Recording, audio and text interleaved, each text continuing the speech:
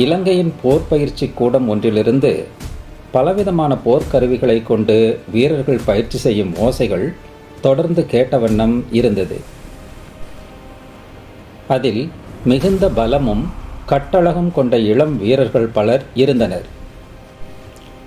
அந்த வீரர்களில் வித்யுத் ஜிக்வன் என்றொரு இளைஞன் ஒருவனும் இருந்தான். அவன் பலம், வீரம், துணிவு, தியாகம் போன்ற குணங்கள் கொண்டவனாய் விளங்கினான். போரில் ஈடுபட்டு மக்களையும் மன்னனையும் காக்க வேண்டும் என்ற மனப்பான்மை கொண்டிருந்த அவன் அதி தீவிரமாக போர் பயிற்சி செய்து கொண்டிருந்தான். நீண்ட தூர ஓட்டம் செய்து இலக்கை அடைவதில் அவன் முன்னிலை வகித்தான். இதுவரை எந்த ஒரு வீரரும் அசைக்க முடியாமல் கிடந்த பெரிய கல் ஒன்றை தன் தலைக்கு மேலாக தூக்கி சக வீரர்களை அசத்தினான்.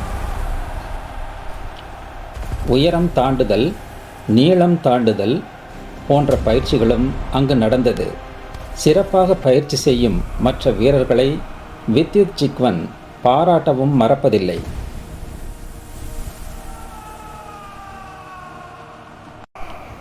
மலையேற்ற பயிற்சி, சரிவுகளில் இறங்குதல் போன்ற பயிற்சிகளும் வீரர்களுக்கு வழங்கப்பட்டது.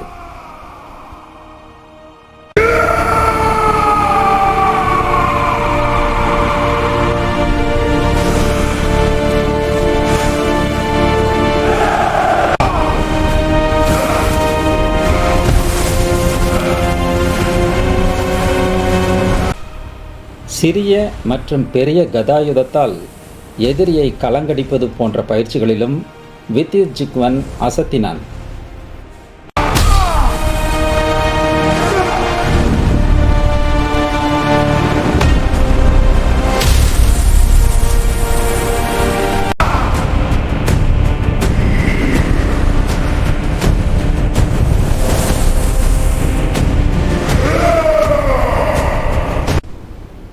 நீரின் ஆழத்தில் நீண்ட நேரம் மூச்சை அடக்கும் பயிற்சியிலும் வித்யுத் ஜிக்வன் தனித்துவம் காட்டினான்.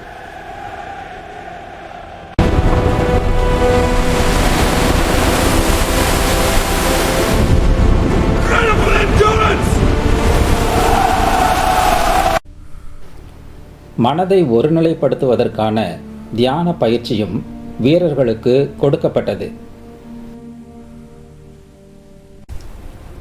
குதிரையில் பயணித்தபடி இலக்கை அம்பால் அடிப்பது மற்றும் ஒரே நேரத்தில் பல இலக்குகளை தொடர்ந்து அம்பால் அடித்து கொண்டே செல்வது போன்றவற்றிலும் வித்யுத் ஜிக்வன் திறமை பெற்றான்.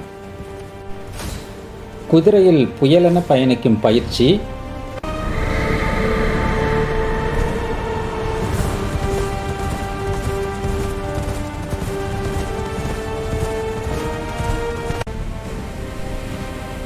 நீண்ட தூர இலக்கை அம்பால் அடிக்கும் பயிற்சி,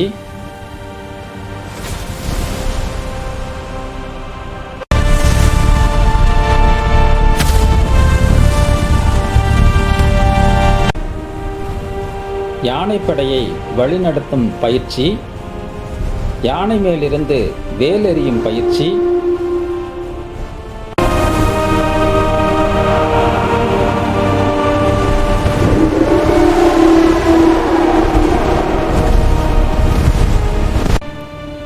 குறித்த இலக்கை கை ஈட்டி கொண்டு தகர்ப்பது, தேர்ப்படையை வழிநடத்தும் பயிற்சி போன்றவற்றிலும் வித்யுத் ஜிக்வன் திறமை பெற்றான்.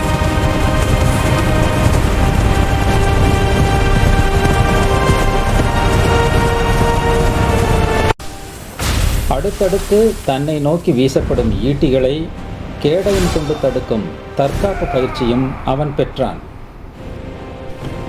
ஒரு வாள் மற்றும் 2 வாள் கொண்டு போரிடுவது, அதனை தடுத்து எதிரியை திணறடிப்பது போன்ற பயிற்சியும் பெற்றான் வித்யுத் ஜிக்வன்.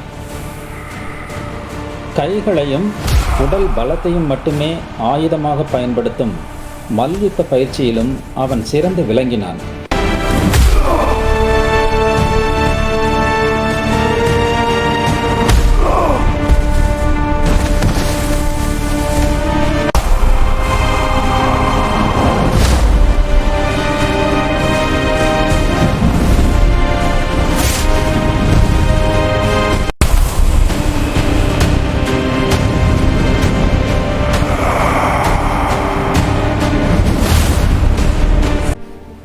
அது மட்டுமா, தான் பெற்றுக்கொண்ட பயிற்சிகளின் போது சக வீரர்களுக்கு ஏற்பட்ட காயங்களுக்கு தானே மருந்திட்டு கட்டுக்கட்டி உபகாரம் செய்தான்.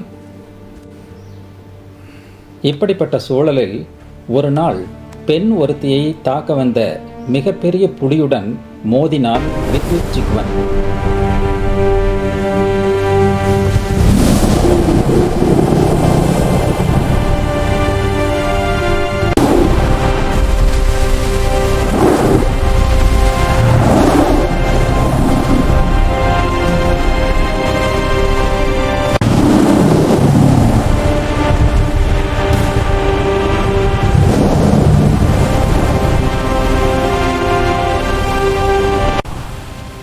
அந்த புலியுடன் கட்டி புரண்டு சண்டையிட்டான்.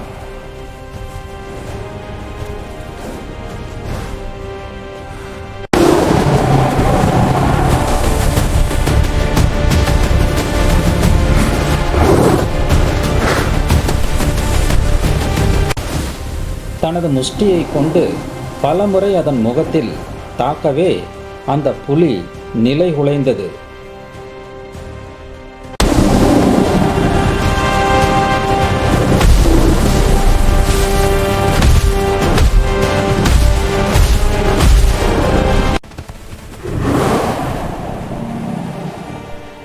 அவன் பலத்தை கண்டு மிரண்ட புலி தலைதெறிக்க வனத்தில் ஓடி மறைந்தது.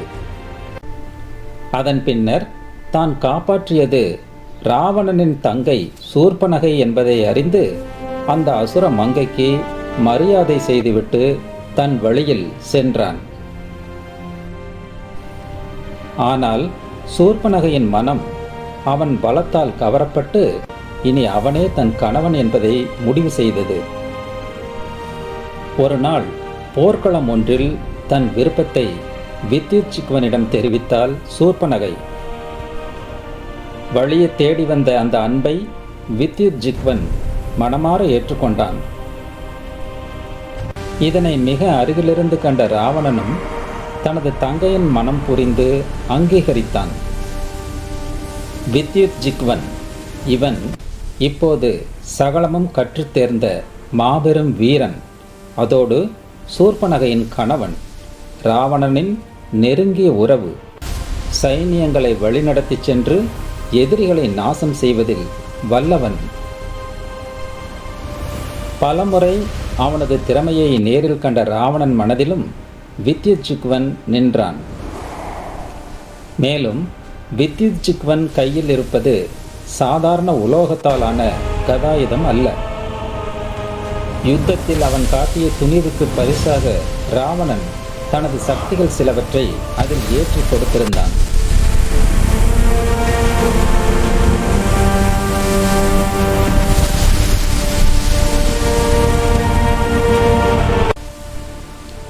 இவனது யுத்தம் செய்யும் திறமையை கண்ட சக வீரர்கள் அவனை அறிவிக்கப்படாத ஒரு தலைவனாகவே பாவித்து வந்திருந்தனர். தங்களை அறியாமலேயே அவன் மேல் அன்பும் மரியாதையும் கொண்டனர். போரில் தங்களுடன் அவனும் இணைந்து கொள்கிறான் என்று அறிந்தாலே அசுர வீரர்கள் உற்சாகமடைந்தனர்.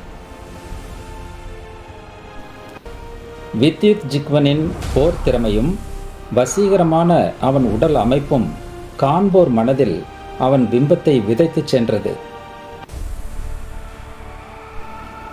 அவனை பற்றிய விஷயங்கள் மக்களிடையே பேசுபொருளாய் இருந்தது.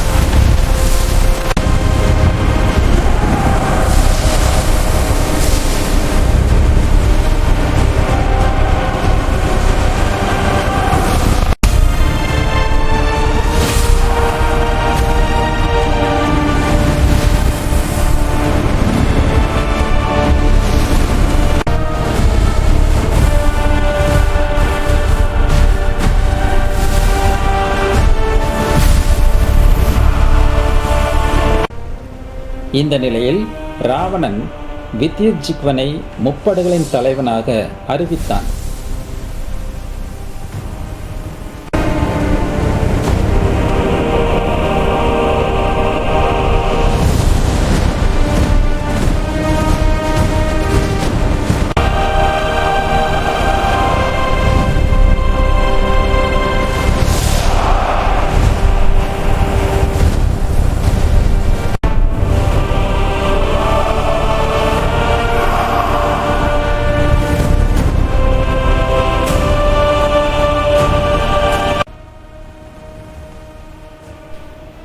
இதை கேட்டு அங்கிருந்த அசுர வீரர்கள் உற்சாகமடைந்தனர்.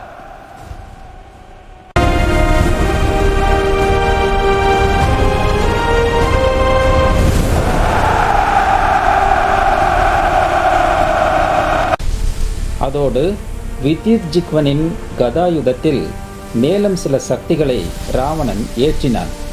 அது அவனை மேலும் தேஜஸ்வியாக மாற்றியது.